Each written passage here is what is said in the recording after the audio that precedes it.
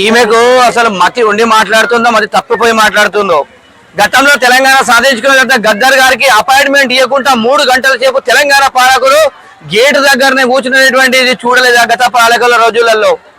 ఇలా గుర్తుపెట్టుకోండి, ఈమె పోయి కాంగ్రెస్ పార్టీలు ఉందని చెప్పి కాంగ్రెస్ పార్టీకి సపోర్ట్ గా మాట్లాడుతున్నటువంటి ఇలా గద్దర్ గారి కూతురు వెన్నెల గారు ఇవాళ ఒక చిన్న ఎగ్జాంపుల్.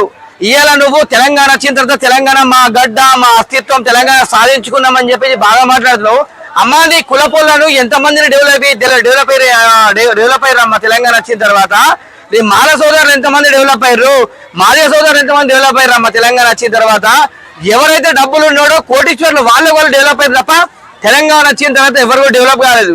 అదే విధంగా చూసుకుంటే శ్రీకాంత్ సారి కష్టం వల్ల ఇలా తెలంగాణ వచ్చిందని మాట్లాడుతున్నాం. అమ్మ నీకు వెన్నెలమ్మ, నీకు నిజంగా శ్రీకాంత్ సారి మీద ప్రేమ ఉంటే గిట్ట వాళ్ళ ఇంటికాడ పోయి ధర్నయ్య శంకరమ్మకి ఎందుకు ఎమ్మెల్సీ ఇవ్వలేదు, శంకరమ్మను ఎందుకు గెలిచే సీట్ ఇవ్వలేదు అని చెప్పేసి కొట్లాడు తప్ప. కానీ ఇష్టం వచ్చినట్టు తెలంగాణ మా అయ్యది మా నాన్నది మా తాతది రాబోయే బిడ్డలు అని చెప్పేసి మాట్లాడుతున్నావు. ఇలా గుర్తుపెట్టుకో, ఇలా తెలంగాణ ప్రాంతంలో తెలంగాణ వచ్చిన తర్వాత కొంతమంది మాత్రం డబ్బులు తప్ప పేదోడు తెలంగాణ రావడం వల్ల పేదోడికి తెలంగాణ వచ్చినాక ఎలాంటి బెనిఫిట్ కూడా కాలే. ఇలా గుర్తుపెట్టుకోవాలా.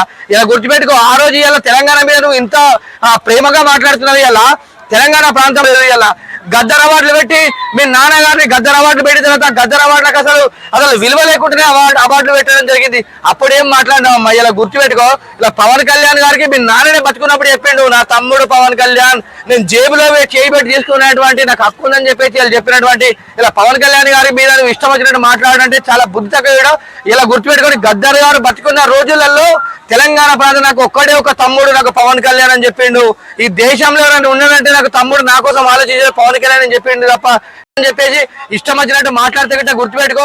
తెలంగాణ వచ్చిన తర్వాత చెప్పు ఎస్సీలు ఎంతమంది డెవలప్ అయ్యారు. నువ్వు ఎస్సీ లీడర్వే కదా, నువ్వు కంటోన్మెంట్ నుంచి ఎమ్మెల్యే పోటీ చేసినావు కదా, ఇంతమంది ఎస్సీలు డెవలప్ అయ్యారో చూపెట్టి తెలంగాణ వచ్చిన తర్వాత సాధించిన తర్వాత.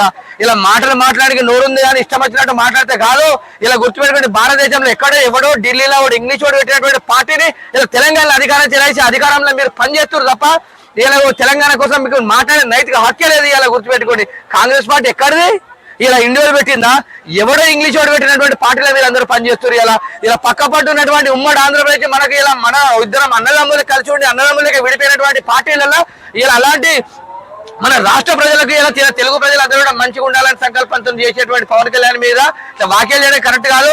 కొండగట్టు టెంపుల్ కు 30 కోట్ల రూపాయలు ఏపీ ప్రభుత్వం నుంచి కూడా 30 కోట్ల రూపాయలు తెలంగాణ ప్రాంతానికి ఇప్పించినట్టు ఇలా ఆయన గొప్ప విషయం అని చెప్పేసి మర్చిపోవాలి. ఇలా గుర్తుపెట్టుకోండి, ఇష్టం వచ్చినట్టు పవన్ కళ్యాణ్ గారిని మాట్లాడితే కాదు. గతంలో ఉమ్మడి కరీంనగర్ జిల్లా నుంచి ఇలా పివి నరసింహారావు గారిని నంద్యాల గెలిపించారు, ఎంపీగా గెలిపించి ఈ దేశానికి ప్రధాని చేసారు. ఇలా ఆ విధంగా చూసుకుంటే గిట్ట ఇష్టం వచ్చినట్టు మాట్లాడితే సరికాదు. పవన్ కళ్యాణ్ గారు ప్రజలకు మంచి చేస్తున్నప్పుడు ఎక్కడి నుంచి వచ్చినా ఏ ప్రాంతం నుంచి వచ్చినా కూడా ప్రజలకు మంచి చేసిన వాళ్ళందరినీ కూడా మనం ఇలా యాక్సెప్ట్ చేయాలి. ఇలా గుర్తుపెట్టుకోండి, గత రోజులలో కూడా మనం చూసుకుంటే గిట్ట ఇలా ఎంతో మంది ఇలా ఇబ్బందిగా అయినప్పుడు కూడా మదర్ తెరెసా లాంటి వాళ్ళు వచ్చిన దేశానికి గొప్పగా సేవ చేశారు. అదేవిధంగా మంచి చేస్తున్నారు, ఎక్కడికి వచ్చి మంచి చేస్తే కూడా తప్పు కాదని చెప్పి హెచ్చరిస్తున్నా.